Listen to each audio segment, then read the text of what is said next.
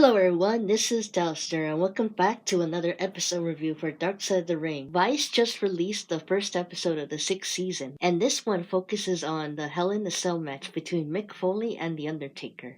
It mostly talks about Mick and how this match impacted him and his family. The Hell in a Cell match that Mick and Undertaker had was very crazy as Mick looked so beat up. When Undertaker threw Mick from the cage, that was one of the craziest things that I have ever seen in WWE, other than the live sex thing with Edge and Lita.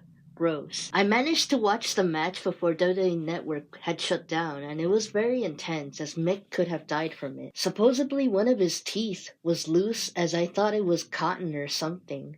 It was kind of gross because it stuck there for so long and it made it hard for me to watch the entire match. Anyways, I'll summarize the episode first and share my thoughts at the end. In the episode, they talk a little bit of Mick's life before he started his wrestling career. Mick did a lot of extreme things in the past, such as jumping off the roof of a house before he started his wrestling career. He would do things like this in order to get a reaction from people. As a kid, Mick would get teased. When he was in college, he drank red food coloring and jumped into the concrete floor, causing him to spit it out. One of the girls in the dorm thought that it was gross, as Mick said in the episode that he felt powerful at that moment. He liked getting reactions from people and enjoyed the pain as long as it could sell. He met a woman named Colette and got married to her. She said in the episode that she loved Mick's corny jokes. At their wedding, they had their wedding song be the song from the Beauty and the Beast movie. As of today, they have been married for 35 years and would watch Japanese wrestling together. Once he started wrestling, Mick would wrestle in death matches that were very dangerous. For this, he was known as the Hardcore Legend. Jim Ross, former WWE commentator, said that Mick had charisma and liked the people who were out of control. Mick faced Terry Funk at a death match, and after that match, he looked at Terry as a mentor and would end up working together as a team, especially in the WWE when it was WWF, World Wrestling Federation back then. Mick would eventually go on to WWF, but back then WWF was more PG rated, which was out of Mick's element as he was a very extreme guy. Al Snow said in the episode that Vince McMahon did not like Mick as he felt that Mick was not marketable enough. Jim Ross somehow was able to get Vince to hire Mick as JR was the head of talent relations back then. Vince had Mick cover his face with this bondage leathery kind of belt mask and was going to be known as Mankind. WWE had Mick face The Undertaker in a Hell in a Cell match, as this was the second one since Undertaker had faced Shawn Michaels in the first ever Hell in a Cell match. Mick considered that match one of the best matches. As he and Terry were watching Undertaker vs. HBK's Hell in a Cell match, Terry jokingly told Mick that he could start the match at the top of the cage and get thrown out, as Mick thought that it sounded like a really good idea. He pitched the idea to Vince, and Vince thought that it was an interesting idea as well and approved of it. In an archived audio interview as heard in this episode, Undertaker said that he was not okay with throwing Mick off the cell until Vince had told him that it was fine, and so Undertaker did so. Before the day of the match, Mick told his wife Colette that he was going to be okay after the match. The match happened on June 28th, 1998, at the King of the Ring pay-per-view. Jerry Briscoe watched the match backstage as he was one of the producers during that time. Before the Hell in a Cell match had started, Mick threw a steel chair to the top of the cell and climbed to the top of the cage.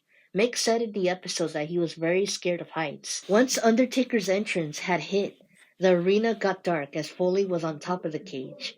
Undertaker then climbs to the top of the cage as well and tries to grab Mick.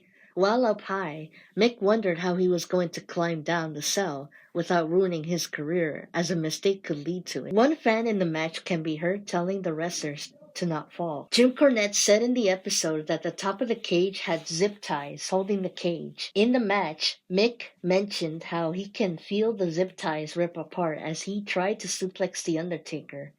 Referee and wrestler Jimmy Corderas and JR were very scared as Mick and Undertaker were close to the edge of the cell. Mick then gets thrown off the cage and gets severely hurt after breaking the announcer table to the ground. You can hear Jerry Lawler saying in the background that Mick had been broken in half. The crowd looked very shocked and were out of their seats as seen in the match through archive footage. Mick's wife and their kids watched the match through the television. The kids were very scared as Colette tried to calm them down and told them that it was fake even though she felt that it looked so real. Somehow Mick was able to curve himself so that he could hit the table instead of landing elsewhere. Had Mick went the other way, it probably would have been way worse. The WWF backstage crew were so shocked as some had their hands up in the air as seen through interpretation in this episode. Terry Funk also came to the ring in order to check if Mick was still alive. Dr. Francois Petit, who was the doctor for WWF in the 90s for 4 to 5 years, was told by WWF staff to go to Mick right now, as Mick was laying on the ground, breathing slowly. In the episode, Dr. Petit was known to put the bones in the body back in place, and he said that Mick was his number one patient. EMTs were out with the gurney, but had to raise the cage up, with the Undertaker still on it, in order for the gurney to get to Mick. As they were close to the backstage, Mick decided to go back to the match, as he was seen smiling when he went back to the ring. He then climbs back up the cage again. It was said in the episode that the backstage and the producers were very shocked, wondering how Foley can still keep going. Everyone in the audience was glad that Mick came back to the match, as this moment made Mick become a big star. Back to the match, Undertaker grabbed Mick from atop and chokeslams Mick into the bottom of the ring mat. Terry immediately goes inside the cage to check on Mick again. When seeing it through her television screen, Colette said that she screamed and cursed once Mick fell down. She tried to call WWE, but the lines were busy as the kids were very scared because of seeing their dad fall down to the mat. The steel chair that Mick threw in the beginning of the match was behind him when he fell from the cage to the mat. The WWE employees thought that Mick was dead, as his body was unresponsive. Undertaker heard through an audio interview said that he told Terry to see if Mick was still alive. He then jumps down somehow and attacks Terry, even throwing Terry to the side of the cage, as part of the storyline, in case you're wondering. Mick finally stands up after minutes of being unconscious. He can be seen in the match bleeding badly through his mouth, as his tooth somehow had come out from his nose, sticking to his upper lip. Very gross. Undertaker said in an audio interview that he tried to talk to Mick while he was standing up, but he felt that there was no life in Mick's eyes. Instead of ending it there, Mick pushes it even further as he throws thumbtacks to the ring, followed by Undertaker throwing Mick into it, along with Undertaker doing his tombstone finisher on Mick to the thumbtacks. Undertaker then wins the match as Mick is finally done with the crazy stunts. JR said in the episode that he was very happy that it was finally over. Colette waited for many hours to hear from Mick, as she wanted to make sure that he was okay. She said that she screamed at Mick, as Colette told him that the kids thought that he was dead. Everyone backstage had checked on Mick. One of the first was Vince, and he told Mick to never do anything like that again. Mick was said to be so out of it, as he did not notice that the doctor was taking out the thumbtacks from his body. Al Snow said that he had helped Mick dress up that same night after the match, and put Mick to bed. In the episode, Mick said that he lost 2 teeth and had 15 stitches. He also had a bruised kidney for 6 weeks, while his jaw and shoulder were dislocated. In the end, Mick was glad that he did the match, as it helped his career and changed how people felt about it. 6 months after the match, Mick was WWF champion. Colette said that after Hell in a Cell, Mick tried to set the bar high as he kept on getting himself into hurtful situations. During that time, Mick had an I Quit match with The Rock, as Colette disapproved of it and hated it as well. She said in the episode that it was one of the worst days of her life. In the match, Mick got 11 chair shots, while his kids were watching from the audience area as he was getting brain damage. Noelle said that she does not remember anything from her dad's wrestling days when she was young. Colette said that Mick would drive around the town and not remember where he lived. Mick's neurologist told Mick to not wrestle anymore as he had a lot of concussions. In the early 2000s, he continued to do dangerous matches, such as the one match he had with Edge and got speared to a burning table. As of today, Mick does talking shows as he said that it helps him feel better. Mick said that throughout his life, he just wanted to be loved. Outside of wrestling, Mick has done a lot, such as donating to charity. For some time, Mick had some resentment from the Hell in a Cell match as he felt that it was the only thing that people knew him from. One day, he and his daughter Noelle went to the WWE warehouse and saw the cell. Noelle said in the episode that when her father saw the cage, he cried. She also said that it was the first time she ever saw her dad crying.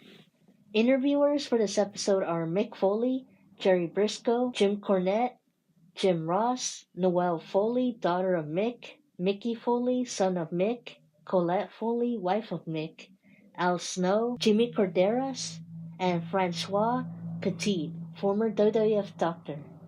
Days after this episode had aired, Mick Foley got into a car crash. It happened on April Fool's Day, and no, this is not a joke. According to a People magazine article, Mick has a minor concussion, but still remains in the hospital. He said in the article that he was still able to walk, but that he was sore from his knees all the way to his neck. Thoughts and prayers go to Mick and hope that he makes a full recovery. This episode was very descriptive, although it could have been a two-parter since they could have gone through Mick's entire life. Mick is still miraculously alive, so at least he lives to tell the tale. I give this episode a 9 out of 10, as it was different from all the others because it talked about a match. But it was still good and a little graphic when they showed Mick's bloody mouth and that tooth of his. It's hard to believe that WWE back then were okay with it. But this was before Owen Hart's tragic fall, though. I feel bad for Mick and his family, especially his kids, as they sounded like they were traumatized by this and many other matches that Mick had before. I don't know if you guys ever watched Beyond the Mat, but I could have sworn Mick had a match and his wife and the kids were watching from the audience and they were kind of like, oh my god, what is he doing? And looked very scared, but I might be wrong about that. No, it's pretty certain that kids hate seeing their parents get beat up, so I get it. Personally, I feel bad for Mick and what he had gone through to make a name for himself. It was too much, but I am glad that he is still with us. He's a very nice man, as one of my brother's closest friends got a cameo from Mick. My brother said that his friend is a fan of Mick, and that he was really nice in the video. Since he is still alive, I won't do a biography of him. Thank you guys for watching this episode review, and I'll see you guys in the next one. Comment, like, or subscribe if you want to, and I'll see you next time. Take care of your mental health and everyone around you, and I'll do the same too. Bye, guys.